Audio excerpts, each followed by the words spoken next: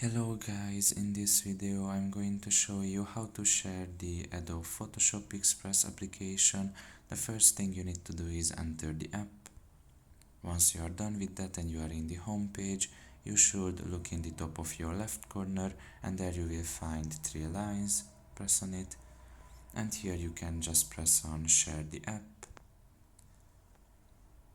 And after that you can just copy and paste that text that you can see there, or you can just simply share the application in one of these apps that you can see here.